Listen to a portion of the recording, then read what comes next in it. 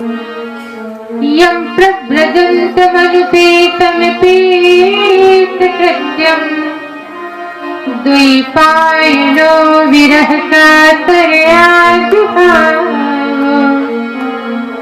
पुत्रेति तन्मयतया सर्वोऽभिनेन्दुस्तं सर्वभूतहृदयं मुनिमानतोऽस्मि। यं प्रव्रजन्तमनुपेतमपेतकृत्यं द्वैपायनो विरहकातरया जुहाव पुत्रेति तन्मयतया सर्वोऽभिनेन्दुस्तं सर्वभूतहृदयं मुनिमानतोऽस्मि।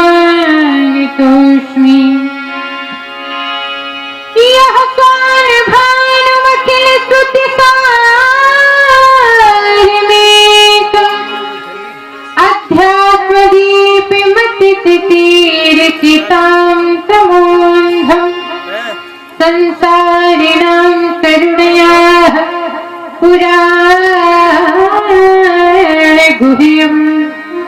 समव्याससूनुमुखिया गुरुं मुनीनां समव्याससूनुमुखिया गुरुं मुनीनां। यं प्रव्रजन्तमनुपेतमपेतकृत्यं। भागवत के केवल 2 श्लोकों में श्री सूत जी महाराज ने सुखदेव बाबा का ध्यान किया।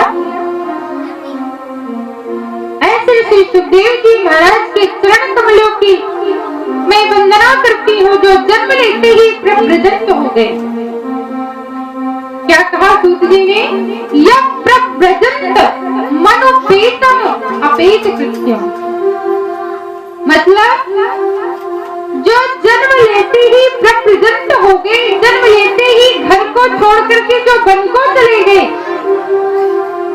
ऐसे श्री सुखदेव जी बाबा के पीछे पीछे पिताजी महर्षि वेदव्यास जी पुत्र पुत्र कहते हुए पीछे पीछे जा रहे हैं, पर सुखदेव बाबा ने मुड़कर भी नहीं देखा। व्यास जी की वाणी का उत्तर वृक्षों से मिला। सुखदेव बाबा ने तो नहीं देखा, परंतु वेदव्यास जी की वाणी का उत्तर, वाणी का जवाब वृक्षों से मिला। व्यास जी ने कहा, बेटा रुक जाओ, बेटा सुखदेव रुक जाओ। वृक्षों से उत्तर मिला, क्या है पिताजी, क्या है पिताजी, क्या है पिताजी। पत्ते पत्ते से ध्वनि निकल रही है, क्या है पिताजी। अर्थात श्री सुखदेव जी समस्त प्राणी मात्र के हृदय में विराजमान है, इसलिए पत्ते पत्ते से ध्वनि निकल रही है, क्या है पिताजी, क्या है पिताजी। पर सज्जनों, यहाँ पर संदेह होता है कि जिसका कोई जातीय संस्कार नहीं हुआ वो तप करने वन को चला जाए। बात समझ में आई? अभी नहीं आई।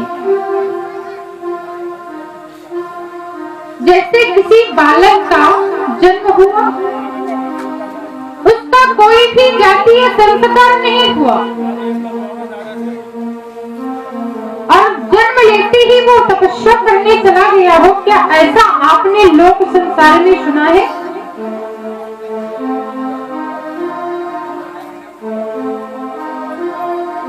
किसी बालक का जन्म हुआ हो और जन्म लेते ही वन को चला गया हो, ऐसी कथा या ऐसा दृश्य आपको इस दुनिया में देखने को मिला है क्या? नहीं मिला। क्यों?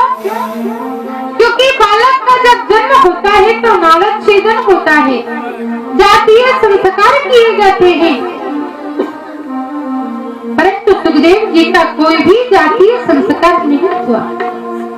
उसी तरह नाल लगी हुई है और जन्म लेते ही पेट से निकलते ही श्री सुखदेव बाबा नाल लगाए हुए 14 वर्ष श्री सुखदेव जी महाराज वन की ओर चले गए। लोक संसार में ऐसा नहीं पाया जाता कि किसी बालक का जन्म हुआ हो और वो तपस्या करने वन को चला जाए, ये दुनिया में नहीं पाया जाता। लेकिन सुखदेव जी ने ऐसी ही लीला करी। तो जो सुखदेव जी जन्म लेते ही वन को चले गए, ये एक अघटित घटना है, लोक संसार की कथा नहीं, ये एक अघटित अलौकिक घटना है। जिनका जन्म हुआ हो और वो वन को चले गए, तो मालूम है सुखदेव जी की उम्र क्या थी? जब सुखदेव जी का जन्म वेदव्यास की पत्नी विट्ठा देवी के गर्भ से हुआ, तो सुखदेव बाबा की उम्र क्या थी? 28 वर्ष की अवस्था थी। कितनी? 28 वर्ष की।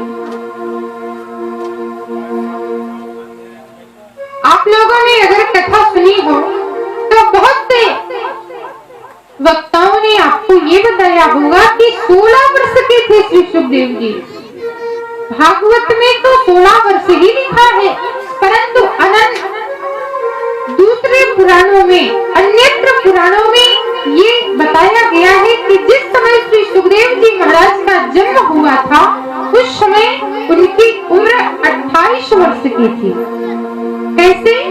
आप लोग प्रमाण सहित सुनिए। एक बार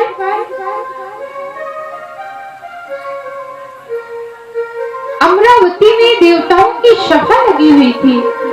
उस सभा में प्रश्न उठा कि लक्ष्मी नारायण ब्रह्मा ब्रह्माणी इन सब में कलह पाया जाता है। लक्ष्मी नारायण में झगड़ा हो चुका है, ब्रह्मा ब्रह्माणी में झगड़ा हो चुका है, पर अभी तक शिव पार्वती में झगड़ा नहीं हुआ। क्यों? क्योंकि वो अर्धनारीश्वर है। भगवान भोलेनाथ स्त्री और पुरुष, आपने चित्र में, फोटो में भी देखा होगा, आधा भगवान भोलेनाथ का शरीर है, आधा भगवती पार्वती का, सती का, तो वो अर्धनारीश्वर है। इसीलिए प्रकृति और पुरुष दोनों एक ही है, एक में ही जुड़े हुए हैं। तो जब एक ही में जुड़े हैं तो लड़ाई का प्रश्न ही नहीं। भाई अगर दो होते तो झगड़ा होता ना, जब एक ही में है, एक ही में समावेश है, तो झगड़ा होने का कोई प्रश्न ही नहीं। उसी सभा में देवर्षि नारद बैठे हुए थे। नारद जी ने कहा झगड़ा करना और कराना तो मेरे भाई मत का खेल है, और नारद जी की लीला तो आप जानती हो, इधर की बात उधर, उधर की बात इधर। नारद जी नारायण नारायण कहते हुए सीधे कैलाश पहुंचे। कैलाश में देखा तो माता पार्वती जी अकेली थी आश्रम में। भोले बाबा गंगोत्री स्नान करने चले गए थे। नारद जी को देख करके माता पार्वती जी की ने कहा, आओ नारद, बड़े दिनों के बाद आगमन हुआ है। नारद जी ने कहा, माता आजकल मैंने सब जगह का आना जाना बंद कर दिया है। क्यों? क्योंकि सभी को प्रेम बनावटी हो गया है। कैसे बनावटी हो गया है? नारद जी कहने लगे,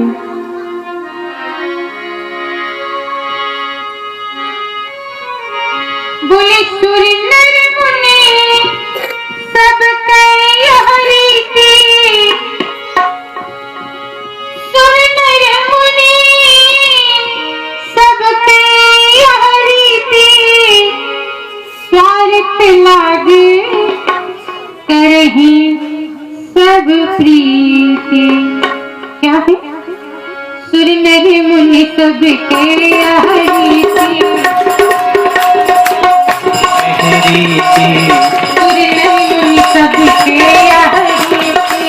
सूर्य नर मुनि सबके गहरीति, स्वार्थ लागे करही सब प्रीति,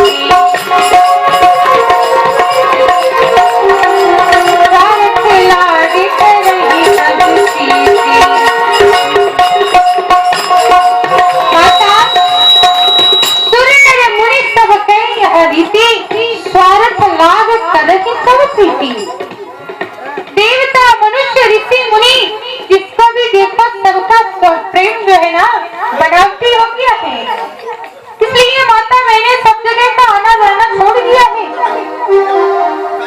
पार्वती जी ने कहा, नारद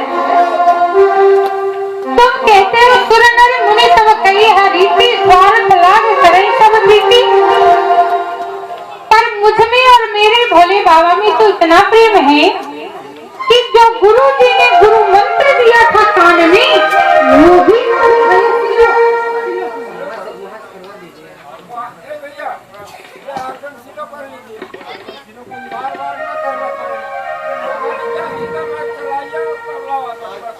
आप उनका बंद कर दीजिए।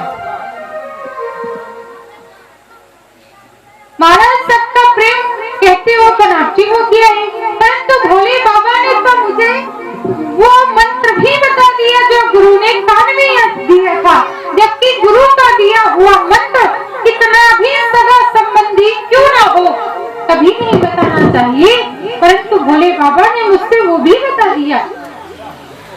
गुरु का दिया हुआ मंत्र गुप्त रखो, गोपनीयम गोपनीयम गोपनीयम प्रकृतः। अगर गुरु का दिया हुआ मंत्र किसी से कहोगे तो मंत्र का प्रभाव कम हो जाएगा, इसलिए गुरु का दिया हुआ मंत्र कभी किसी से नहीं बताना चाहिए। पर भोले बाबा ने मुझे भी बता दिया, वो भी मुझे बता दिया। नारद जी ने कहा, माता बड़ी अच्छी बात है, अगर इतना प्रेम आप में और भोले बाबा में है तो बड़े सौभाग्य की बात है। पर अगर इतना प्रेम भोले बाबा आपसे करते हैं तो आपको एक बात तो जरूर ही बताई होगी। कौन सी बात? बोले जो 24 घंटे नरमुंडों की माला भोले बाबा गले में पहने रहते हैं, इस माला में मुंड किसके लगे हुए हैं, सिर किसके लगे हुए हैं, ये बात जरूर बताई होगी। पार्वती जी ने कहा, नारद ये बात तो भोले बाबा ने मुझसे बताई ही नहीं। नारद जी बोले, वाह वाह भैया, तब तो आपका बड़ा अच्छा प्रेम है, क्योंकि उनको तो झगड़ा कराना था और झगड़े के लिए इतना ही पर्याप्त था। आजकल किसी के घर में झगड़ा कराना हो ना तो थोड़ा सा मंत्र मांग दो। बहू और सास में झगड़ा कराना हो तो पड़ोसी आकर के कहती है, अरे अब तुम बुढ़ी हो गई हो, बहुत काम कर लिया, काहे को काम करती हो।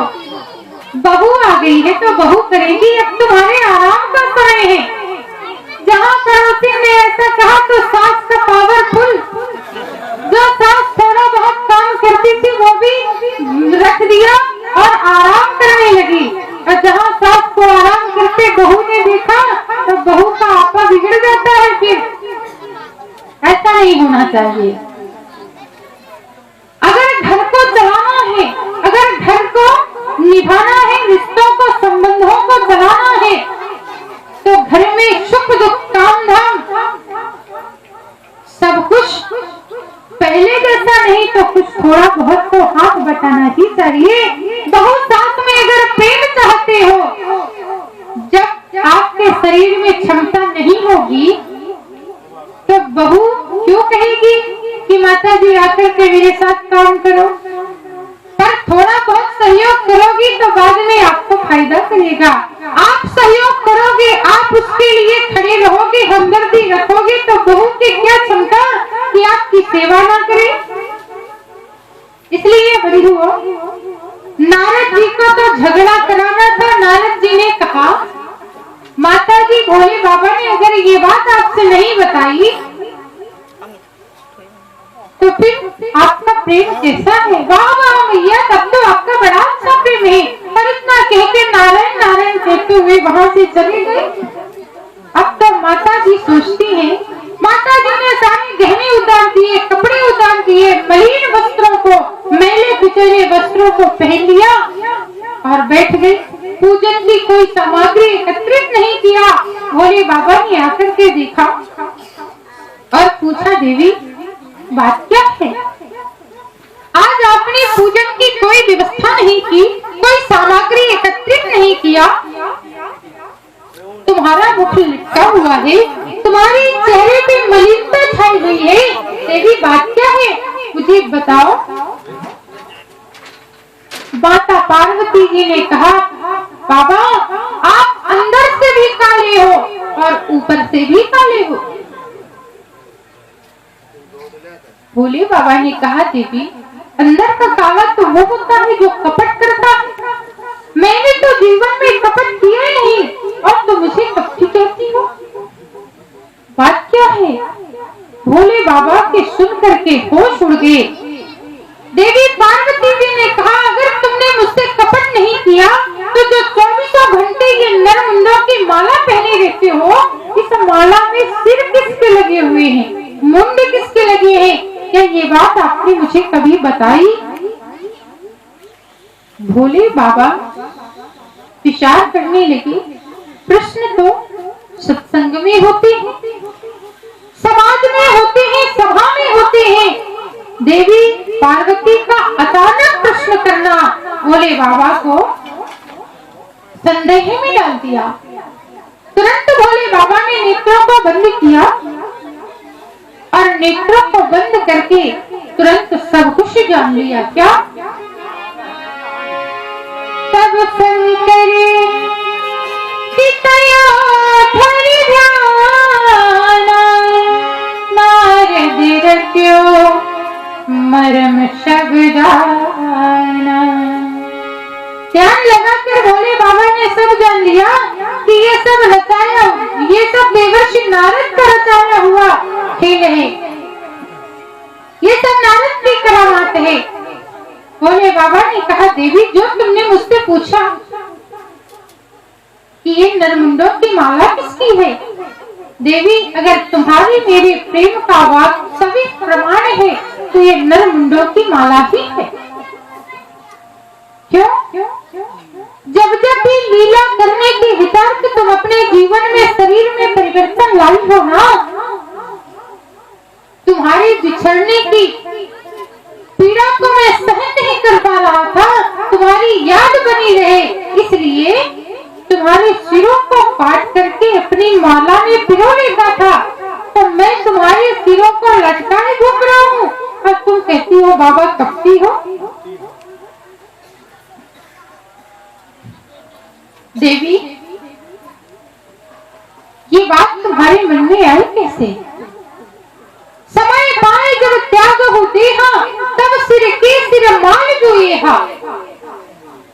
फिर देवी तुमने मुझे कपटी क्यों कहा? पार्वती जी ने कहा, हे भगवान अब तो आप महाकपटी निकले। कहा वो कैसे?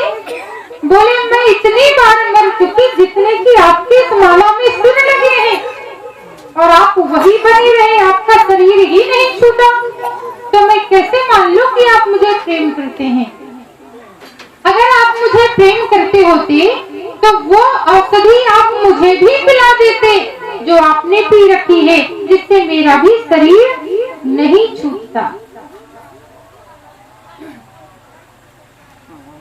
भोले बाबा के नेत्रों में आंसू आ गए और बोले, देवी मैंने एक ऐसे अद्भुत रस का पान किया है जिसको पान करने के बाद ना तो कभी जन्म लेना पड़ता, ना मरना पड़ता, ना माता के गर्भ में जाना पड़ता। पुनरपि जन्मम पुनरपि मरणम पुनरपि जननी जठरे शयनम। फिर कभी जन्म मृत्यु नहीं होती। बाबा मुझे भी उस रस का पान कराइए। चरणों में गिर गई माता पार्वती और चरणों में गिर करके कहा, बाबा मुझे भी समृद्ध रस का पान कराइए जिसका पान आपने कर रखा है।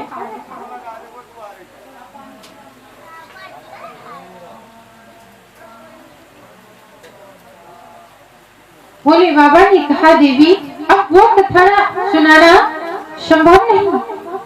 मैंने जिस औषधि का पान किया है उसका नाम है श्रीमद् भागवत महापुराण। भागवत की कथा सुनने से जीव का कभी मरण नहीं होता, जन्म नहीं होता। अगर आज मैं तुम्हें वो कथा सुनाऊंगा तो जो भी सुनेगा वही अमर हो जाएगा। पार्वती जी ने कहा, स्वामी मैं कुछ नहीं सुनना चाहती, मुझे तो वो भागवत की कथा सुनाइए जिससे मेरा भी शरीर न छूटे। तब तो भोले बाबा ने अपने विशाल डमरू का निनाद किया। विशाल डमरू का निनाद करते ही जितने भी कैलाश पर्वत में जीव जंतु पशु पक्षी, यहाँ तक कि चींटी भी डमरू की आवाज को सुनकर पलायन कर गए, चले गए। परंतु उसी समय आम के वृक्ष में एक तोता पक्षी ने अंडा को जन्म दिया था।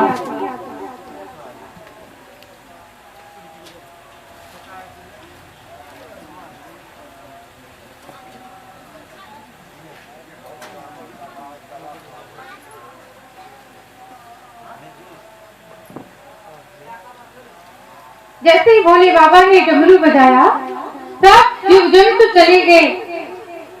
उस अंडे को छोड़ करके तोता पक्षी भी वहां से पलायन कर गई। अब तो भोले बाबा ने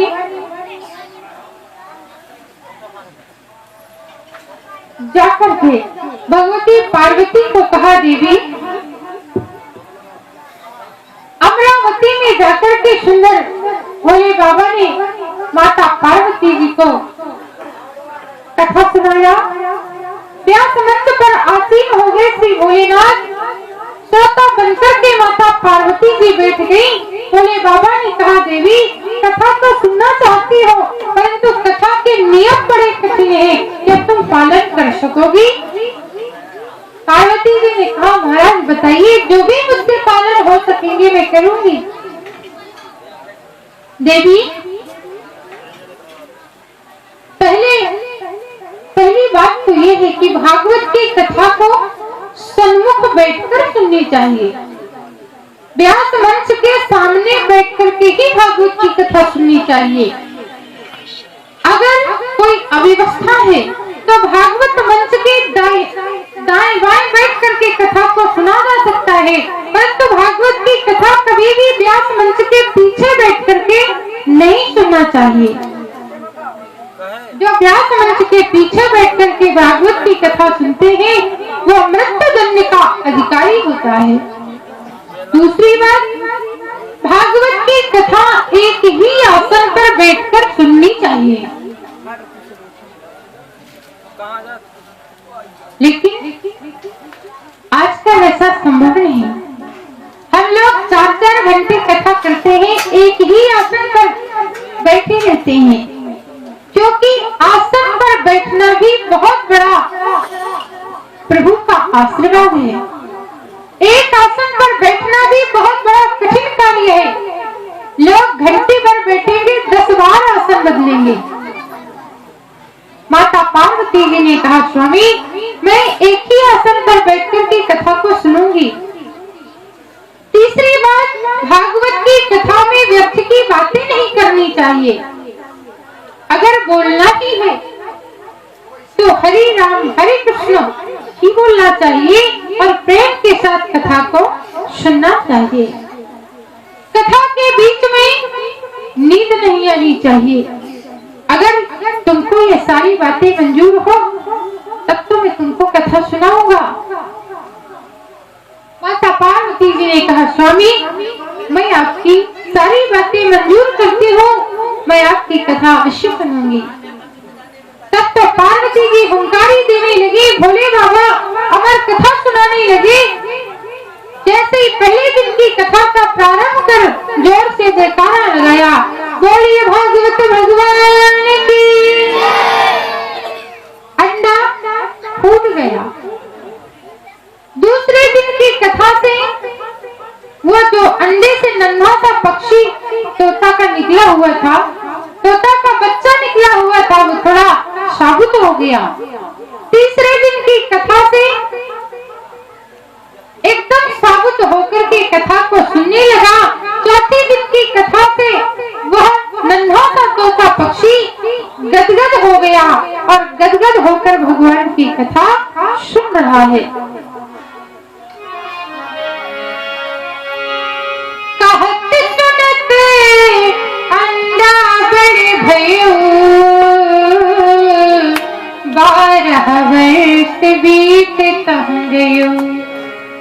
कथा को सुनाते सुनाते भोले बाबा को 12 वर्ष का समय बीत गया। माता जी को निद्रा आने लगी। कथा का समय 12 वर्ष का बीत गया, परंतु कथा समाप्त नहीं हुई। माता जी को निद्रा आने लगी। तोता पक्षी ने सोचा अगर माता जी सो गई तो हुंकारी देना बंद हो जाएगा, हाजी हाजी कहना बंद हो जाएगा, कहीं ऐसा ना हो भोले बाबा कथा का विश्राम दे दे। इसलिए माता की आवाज में ही वो नन्हा तोता पक्षी हुंकारी भरने लगा। अब भोले बाबा की विधिवत अविरल गति से कथा का प्रवाह हो रहा है। 12 वर्ष के बाद जब बाबा ने कथा का विश्राम लिया और जोर से जयकारा लगाया, बोलिए भक्त वत्सल भगवान की जय हो। माता जी की नींद खुली और बोले स्वामी आप बता रहे थे कि जब पृथ्वी का भार हरण करके भगवान गोलोक धाम जा रहे थे तो उद्धव जी ने प्रश्न किया कि महाराज बताइए त्याग क्या है, वैराग्य क्या है और संन्यास क्या है। इतना ही कह पाए थे कि माता पार्वती जी को नींद आ गई थी। भोले बाबा ने कहा देवी ये बात तो मैं आज से 5 वर्ष पूर्व बता गया, तुम मुझसे आज पूछ रही हो। माता जी ने कहा स्वामी मुझे क्षमा करना, मुझे नींद आ गई थी। भोले बाबा ने कहा देवी अगर तुमको नींद आ गई थी तो ये हाजी हाजी कौन कर रहा था, हुंकारी कौन भर रहा था। देवी उमा कहा प्रभु में गई सोई, उमा कहा प्रभु में गई सोई, देखहु नाथ जीव कोई, देखहु नाथ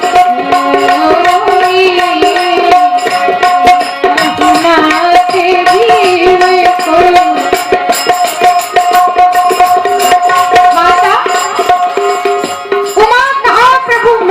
कोई। पार्वती जी ने कहा महाराज मैं सो गई थी। भोले बाबा ने कहा देवी यदि तुम सो गई थी तो ये हाजी हाजी कौन कर रहा था। तुरंत नेत्र बंद करके देखा तो व्यास मंच के पीछे आम के वृक्ष में नन्हा तोता पक्षी बैठा हुआ था। देख करके भोले बाबा को भयंकर क्रोध आया, तुरंत त्रिशूल निकाल करके मारना चाहा तो पार्वती जी ने पकड़ लिया। बाबा क्या कथा सुनना अपराध है? नहीं नहीं, कथा सुनना अपराध नहीं, अभी तो व्यास मंच के पीछे बैठकर इसने ब्रह्म विद्या की चोरी की है, इसलिए ये मृत्यु दंड का अधिकारी है। और इतना कहकर के तुरंत त्रिशूल को छोड़ दिया। आगे आगे तोता पक्षी दौड़ रहा है और पीछे पीछे भोले बाबा का त्रिशूल जा रहा है। सज्जनों कैलाश पर्वत के नीचे की ओर है श्री बद्री नारायण धाम। बद्री नारायण धाम में शंबाप्रास आश्रम में महर्षि वेदव्यास जी अपनी पत्नी विठका देवी के साथ निवास करते हैं। महर्षि वेदव्यास जी तो गंगोत्री स्नान करने गए हुए थे। प्रातः कालीन का समय था।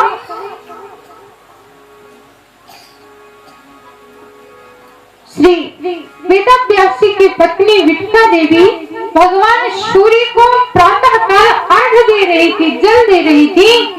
नन्हा तोता पक्षी उड़ता उड़ता आया।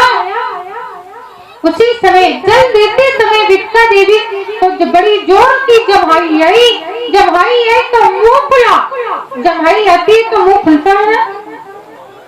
जैसे ही मुंह खुला तो नन्हा तोता पक्षी उड़ता उड़ता आया और विठका देवी के गले में मुख में प्रवेश कर पेट में चला गया।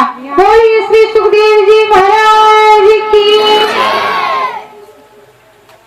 पेट में चला गया।